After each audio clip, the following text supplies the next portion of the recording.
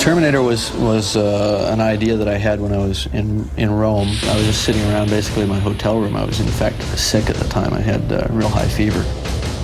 And I just laying on the bed thinking and came up with all this bizarre imagery. And I think also the idea that, you know, because I was in a foreign city by myself and I felt very sort of dissociated from humanity in general, it was very easy to project myself into these two characters from the future who were out of sync, out of time, out of place, you know, that sort of thing. I'd always wanted to do some sort of really definitive robot story because it really, you know, had really never been done.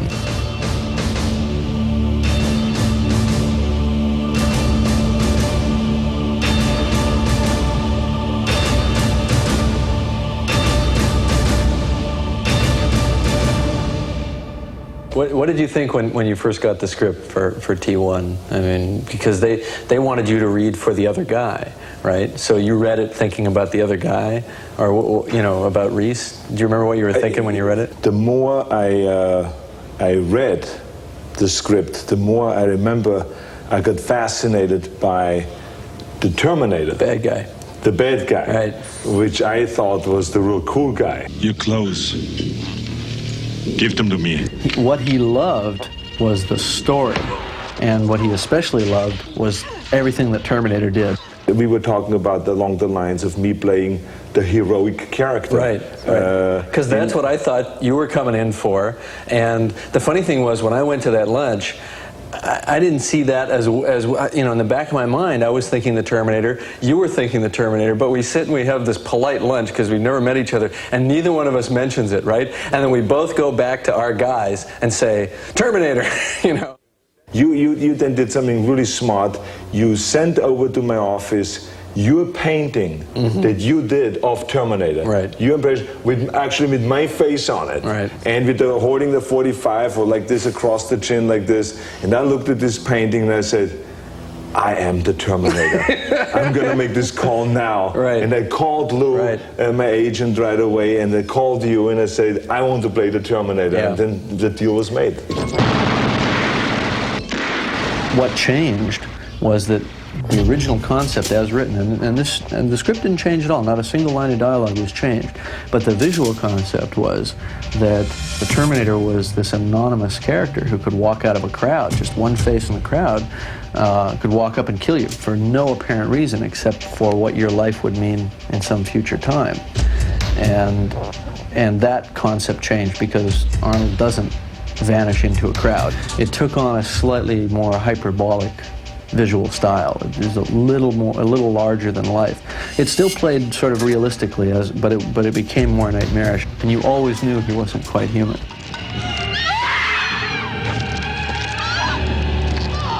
Obviously, in order to get the intensity on the face to make you a killer, there's a fine line with having you be completely blank. So there was some sense of emotion isn't really the right word, but intention, I think. The fact that you were a killer, I don't want to say predator, but a predatory creature in a way, and very focused on your goal. Sarah Connor? Yes? We really narrowed it down to just if this would be a robot, what movement would there be going on? And it would literally only be the arm coming across, pulling out, cocking, shooting. No shoulder movement, no head movement. Goes back, and then the whole body would turn and walk away. But with a smoothness too. Oh yeah, it was like very positive and very smooth. Not jerky either, because jerkiness wastes energy. Right. It was like the ultimate efficiency. You know, to get the shortest path between 2 points. What I found to be effective, certainly on Terminator, was to do a slow motion build-up, or to subtly segue into slow motion where you almost don't realize it, and it becomes almost a dreamlike pace, or that dilation of time that you experience when you're in a traffic accident and it's happening and you can't stop it, and time seems to stretch. For me, the fun in that scene was the build-up. The latent tension of what is going to happen, knowing that one guy's armed, the other guy's armed, they're lurking around through the crowd, so all hell's going to break loose.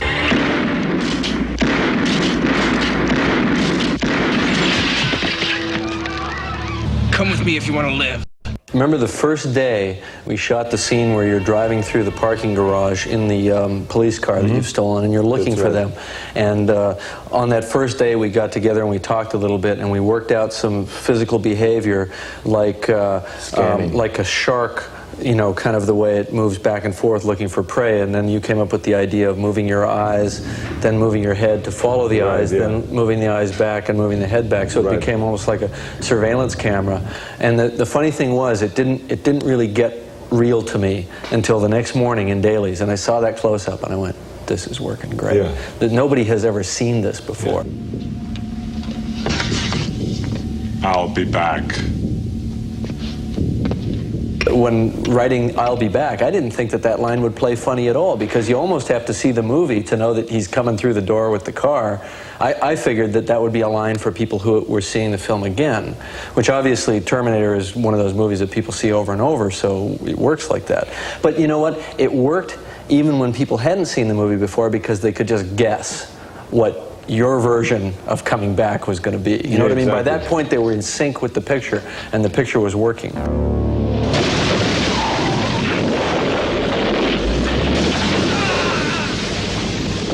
In the first picture, you were so enthusiastic about the character and about the work. I mean, as you are in all your films, but I hadn't worked with you before, so I wasn't ready for this. That you just jumped in. I mean, there was stuff where we had you tied to the top of a car, holding on while the car raced backward down the alley with your arm on fire. I think the worst moments were not really when I had to do something physically, like, you know, running through a window, or falling through a window, or landing on glass, or something like that, or being on top of a car. It was more the acid that was poured on me to make me smoke, to make the character smoke. I remember That's true. We did pour acid on you. I kept saying, is there no other way? Mild acid. It's a very mild acid. Yeah, very mild. Is there no way that we can just put some smoke in there somewhere in the clothes that I can smoke rather than having acid being poured on? With fire and acid and those kind of things, you never know. Well, you know when that stuff starts to get around the face. Exactly, too much, or in the eyes, you know, it burns a little bit. I think that there was one major decision that was made that everything else sort of devolved from, which was made jointly between myself and Stan Winston when I approached him to do the you know, the makeup and prosthetic effects on the film. And that decision was to not do a man in a suit. We had to sell the idea that this was the suit that was inside the man. All I remember was that I walked into Stan Winston's office. Right. His building where he designed all the everything, you know, the Terminator look after you got through prepping him what it should look like. Notice he started making drawings and the makeup and design, all this stuff. I remember walking in one time and he said to me, "This is what you're going to look like." And I looked at this, and I did not think it was humanly possible to create this kind of a makeup. With the cheekbones sticking out. I mean, there was mechanism underneath. The hydraulic mechanism underneath the cheeks. And when the meat is ripped off, when the teeth are sticking out on the side, when the mouth is gone, when the artificial eye, I mean, that lens is exposed and lights up red and all this stuff. When I saw that, I said to myself, that's impossible to do. And he looked at me, and when I told him that, he said to me, "It's possible, Arnold, but it would take hours and hours and hours and a lot of your patience." Get out. I tried to structure a script in such a way that it was not too highfalutin budget-wise. The executive producer begged us to write more of the scenes as daytime because of the perceived cost difference. But you know, I plunged madly on. It seemed so important stylistically to keep the film a night film as much as possible, and so we kept it that way. And I don't think it really impacted the cost all that much. The first one was really a struggle, especially when it came to make it, like you said, because there wasn't that much time available and that much money available. Right, exactly. In fact, Probably toward the end, we didn't even have anybody to put it on. It was, here, Arnold, put this on. I know.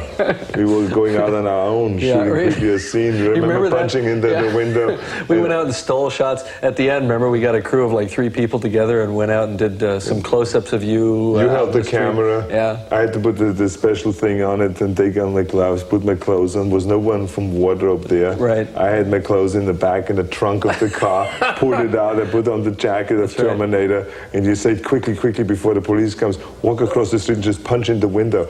And then I say, okay, we're looking left and right. I put on the glove quickly, you know, and I put the gray jacket on and all this stuff. Yeah, right. And then you said, you went like this, and it was standing there with the camera behind the car. Right. I went there with the boom.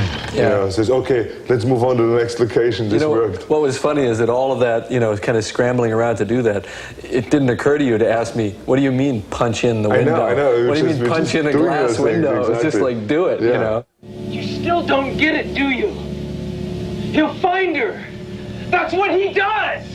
That's all he does! And the other thing that's real important to me in a film is subjectivity, getting the audience to see what's happening the way the character sees it, as opposed to the way it's sort of sitting outside. And I like to try to, you know, force you to see it and feel it more the way they do within the frame. You can't step in there with them, but you know, hopefully the next best thing. It was primarily an aesthetic decision in the writing, which was to show these nightmarish glimpses as they were perceived subjectively by this character Reese, and then to take that and juxtapose it back and forth with you know, Sarah Connor and her sort of very normal, almost mundane life. When you were casting, especially the female lead, which then became Linda Hamilton's part, I remember you were very interested in finding someone that fits a certain specification, a certain woman, and I think that's interesting. You were telling me that what you were looking for. Are you saying it's from the future? One possible future. Then you're from the future too, is that right? Right.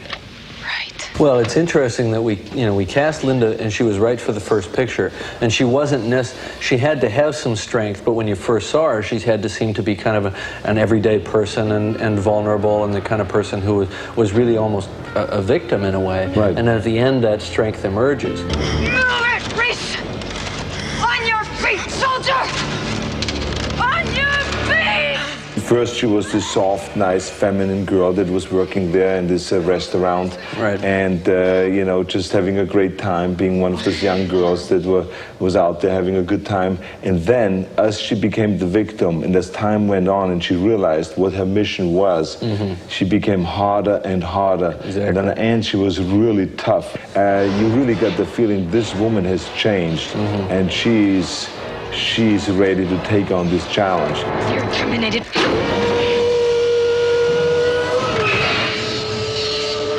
Michael Biehn obviously did a fabulous job with Reese. There is a funny anecdote there, which is that Michael came in to read for us, and he gave the best reading of any of the actors that we'd seen, but it was with a Southern accent, we talked to his agent, very politely said, you know, Michael's very good, but we really don't want him to seem so specific that he comes from the South, because you know, he's from the future. We don't want it to be that specific. And the agent said, what accent? He doesn't have a Southern accent.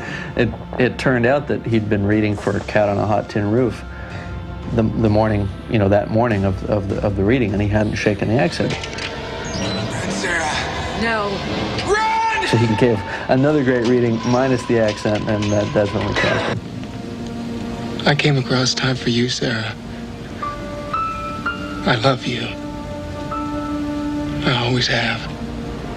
I always felt that this was more than the ordinary action film. Right. And it was more than a special effects film, and or like what some thought was just a B movie, and that it is only appealing to the kids between 14 and 18. This is not to be looked at as just a limited audience, a movie for limited audience, but in fact, I think the story is so solid and so good, and it has so many interesting messages there, and it is also entertaining, and so that it would have a broad appeal. That it would have an appeal towards for the women. It would have something for the older folks. It was just something that had something in there for everyone, and I think because of that, there was.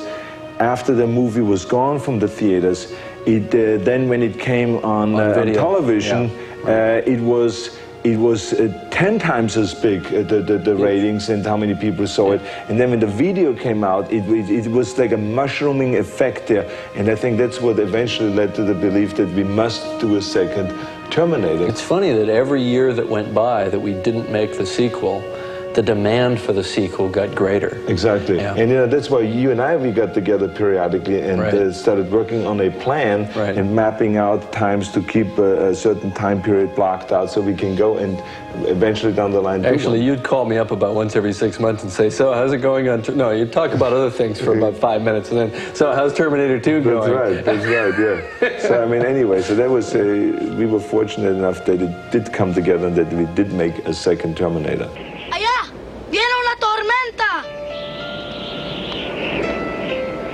What did he just say? He said there's a storm coming in. I know. Terminator 1 was like a hallucination for me. I was making my first picture. I had no idea it was really going to be a success. I mean, when I wrote it, I probably thought it had stood the chance of being a success. I wrote it that way on purpose, you know, but you never really believe that it's going to happen or that it can happen. And so everything after that was like a dream for me for a while. And then I realized, yes, it did happen. This really did find its audience. And it gave me a lot of courage as a filmmaker to go on and do other stuff. I felt right from the beginning when I read the script and when I had my meeting with Jim Cameron that it was a winner. I felt it all the way through the shooting of the movie. Every time we prepared for a stunt, every time we did a scene, I was more and more convinced that we had a winner in our hands. And then when Jim showed me, after the shooting was completed, he showed to me some of the edited footage. And when I saw that, it was so intense and it was so well done that I just couldn't get enough of it. And it was really one of the first times that I could see rough cuts of a film and wanted to see more and more of it. So I believed all along that it's going to go through the roof. I was hoping and praying that the studio would believe the same thing and would support it 100%. And so I knew I was sitting on a gold mine.